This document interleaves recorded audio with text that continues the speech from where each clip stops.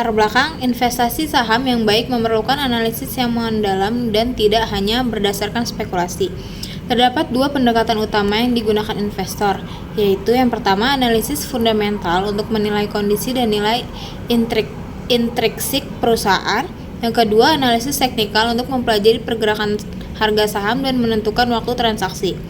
Pada tahun 2025, sektor makanan dan minuman menjadi salah satu faktor yang menarik karena termasuk industri defensif yang relatif stabil. Terdapat perubahan kondisi ekonomi. Oleh karena itu, peneliti ini menganalisis saham ULTJ, CMRY, dan DMND menggunakan pendekatan fundamental dan teknikal. Selanjutnya ada rumusan masalah. Yang pertama itu bagaimana kondisi makroekonomi yang mempengaruhi industri makanan dan minuman pada tahun 2025. Yang kedua, bagaimana kondisi industri serta pengaruhnya terhadap ULTJ, CMRY, dan DMND. Yang ketiga, bagaimana kondisi fundamental perusahaan berdasarkan rasio profitabilitas, solvabilitas, EPS, dan PER. Yang keempat, perusahaan manakah yang memiliki prospek investasi terbaik. Selanjutnya itu ada tujuan. Yang pertama itu menganalisis kondisi makroekonomi dan industri makanan dan minuman pada tahun 2025. Yang kedua itu menghitung dan menganalisis rasio profitabilitas, solvabilitas, EPS, dan PER. Yang ketiga itu membandingkan kinerja keuangan ULTJ, CMRY, dan DMND. Selanjutnya ada profil perusahaan. PT Ultra Jaya Milk Industry dan Trading Company Tbk ULTJ berdiri tahun 1971. Produsen susu dan minuman kemasan merek utama Ultra Milk berkantor pusat di Bandung. Selanjutnya ada PT Cisarua Mountain Dairy Tbk CMRY berdiri tahun 2005. Produsen produk olahan susu dan makanan sehat merek utama itu Cimory berkantor pusat di Jakarta. Selanjutnya ada PT Diamond Food Indonesia Tbk DMND berdiri tahun 1971, bergerak di bidang distribusi dan retail makanan minuman, memiliki jaringan distribusi nasional yang luas, berkantor pusat di Jakarta. Selanjutnya ada analisis makroekonomi. Kondisi ekonomi tahun 2025 menunjukkan yang pertama itu ekonomi global mulai mengalami pemulihan. Yang kedua itu suku bunga masih berada pada tingkat yang relatif tinggi. Yang ketiga nilai tukar rupiah terhadap dolar mengalami fluktuasi. Yang keempat inflasi domestik relatif terkendali. Yang kelima pemerintah terus mendukung ketahanan pangan nasional. Kondisi tersebut memberikan peluang sekaligus tantangan bagi industri makanan dan minuman. Selanjutnya itu analisis industri. Industri makanan dan minuman merupakan sektor defensif karena kebutuhan masyarakat terhadap produk makanan dan minuman tetap tinggi dalam berbagai kondisi ekonomi. Peluang yaitu yang pertama pertumbuhan konsumsi masyarakat, yang kedua meningkatnya kesadaran hidup sehat, dan yang terakhir yaitu tren produk ramah lingkungan. Selanjutnya ada tantangan. Yang pertama persaingan yang semakin ketat, kedua kenaikan harga bahan baku, ketiga fluktuasi nilai tukar, dan yang terakhir yaitu tekanan biaya distribusi dan logistik. Selanjutnya yaitu analisis rasio keuangan. Pada penjualan bersih ULTJ-nya 8.767.854. Pada CMRY-nya yaitu 10.742.003 perak. Pada DMND-nya yaitu 11.098.665. Laba kotornya pada ULTJ yaitu 2.869.311. CMRY-nya 4.854.110. DMND-nya 2.248.496. EBIT-nya pada ULTJ yaitu 1.747.088. CMRY-nya 2.560.492. DMND-nya itu 547.204. Laba bersihnya pada ULTJ yaitu 1.377.460.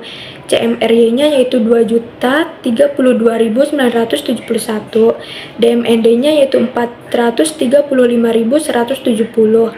Total aset pada ULTJ yaitu 9.253.470, pada CMRY yaitu 8.741.150, DMND-nya yaitu 8.313.889.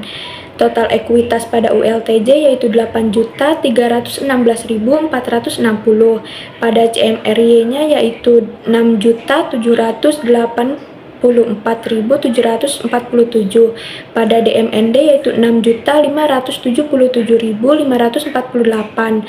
Total liabilitas pada ULTJ yaitu 937.010, CMRY-nya yaitu 1.956.403, pada DMND yaitu 1.736.341. Beban bunga pada ULTJ yaitu 128, pada CMRY yaitu 2.487, pada DMND yaitu 2.099. Arus kas operasi pada ULTJ yaitu 1.693.909, pada CMRY yaitu 1.906.416, pada DMND yaitu 472.091.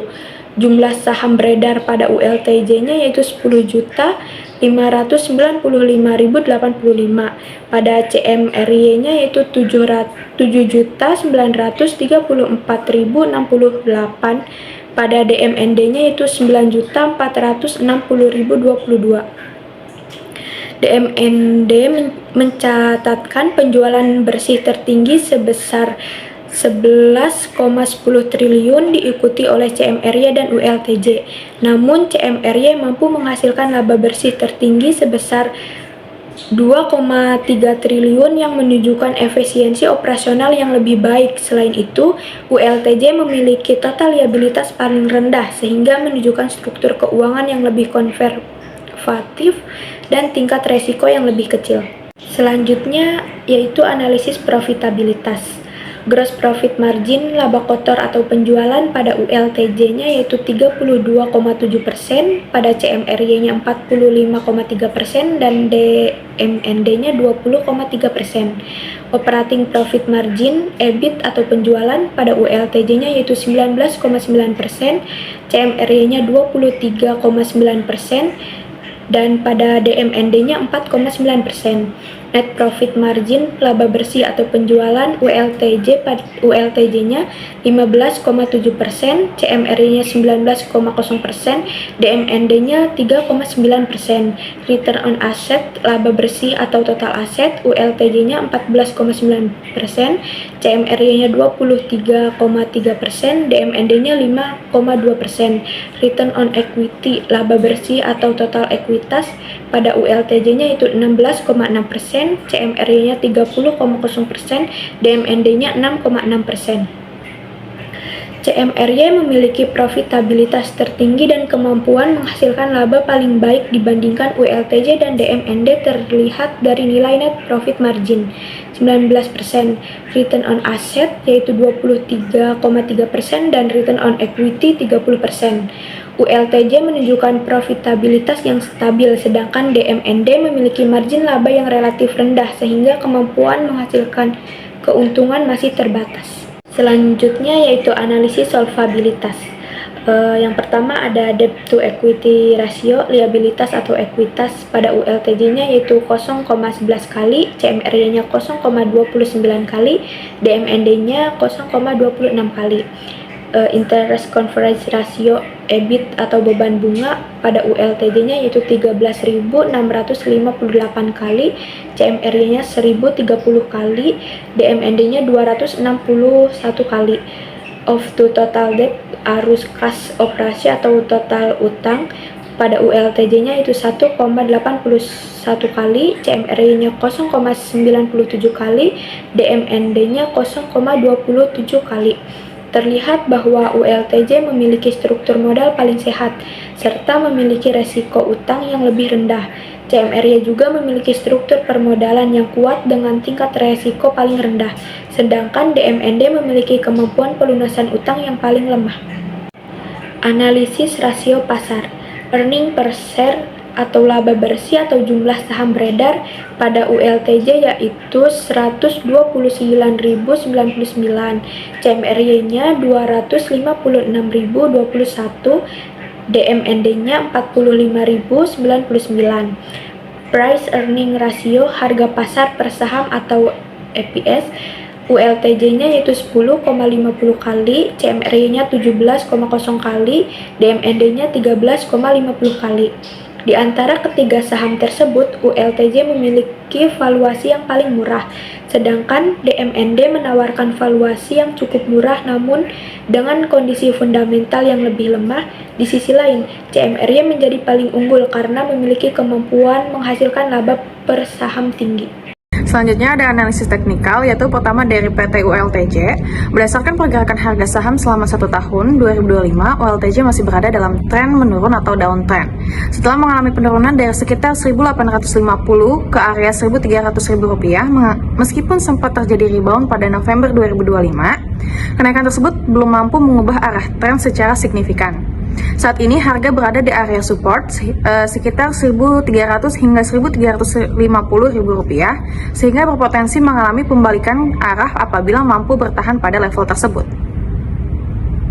Selanjutnya, kita akan membahas analisis teknikal pada PT CMRY, yaitu berdasarkan pergerakan harga saham selama 1 tahun 2025, CMRY sempat mengalami kenaikan yang sangat signifikan, sehingga menembus level di Rp6.000. Namun, kenaikan tersebut tidak mampu bertahan sehingga harga kembali turun ke bawah pada area breakout. Kondisi ini menunjukkan pola fail breakout yang mengindikasi tekanan jual masih cukup kuat. Oleh karena itu, investor disarankan menunggu konfirmasi pembalikan arah atau reversal sebelum melakukan pembelian. Selanjutnya saya akan membahas tentang analisis teknikal PT DMND.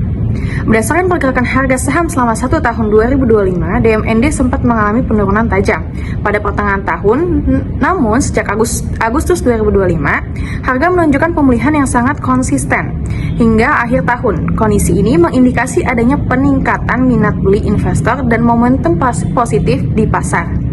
Apabila harga mampu menembus area resistance, DMND berpotensi melanjutkan tren kenaikan dalam jangka menengah. Selanjutnya, kesimpulan. Kesimpulannya itu, pada fundamental terbaik, CMRY memiliki fundamental yang terbaik dengan profitabilitas tinggi, yaitu return on equity-nya 30%, return on asset-nya 23,3%, net profit margin-nya di 19%. Sedangkan untuk keuangan, ULTJ memiliki kondisi keuangan paling sehat dengan tingkat utang yang sangat rendah dan arus kas yang sangat kuat.